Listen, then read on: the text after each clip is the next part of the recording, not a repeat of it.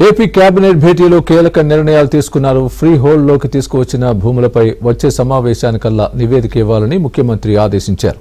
Super 6 హామీల అమలుపైన clarity ఇచ్చారు.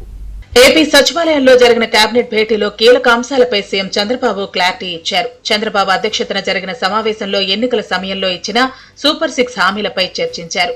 తల్లికి వందనం వచ్చే విద్యా సంవత్సరంలోపు ఇవ్వనున్నట్లు తెలిపారు.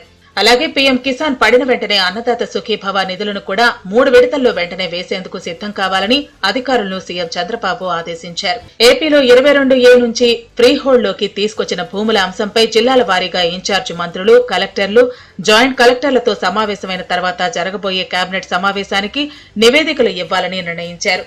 ఫ్రీ హోల్డ్ లో ఉన్న భూముల రిజిస్ట్రేషన్లకు సంబంధించి కేబినెట్ లో వచ్చిన ఎజెండాను తిరస్కరించారు. వీటిపై పూర్తి స్థాయిలో అధ్యయనం చేయాల్సిన అవసరం ఉందని మంత్రి నాదెండ్ల మనోహర్ చేసిన సూచనతో ఏకీభవించిన ముఖ్యమంత్రి జిల్లాల వారీగా ఇన్ఛార్జి మంత్రులు సమీక్ష చేయాలని ఆదేశించారు. దాదాపు 15 లక్షల ఎకరాలను 22A నుంచి బయటకు తీసుకొచ్చారని, ఇందులో 25,000 ఎకరాలు రిజిస్ట్రేషన్లు కూడా చేశారని అధికారులు వివరించారు. మిగిలిన భూముల రిజిస్ట్రేషన్లకు అనుమతి ఇస్తే రాష్ట్రంలో పరిశ్రమలకు భూములు లేకుండా పోతాయని, అసలు ఫ్రీ హోల్డ్ చేసిన భూములపై పరిశీలన జరిపితే బాగుంటుందని మంత్రి నాదెండ్ల మనోహర్ సూచించారు.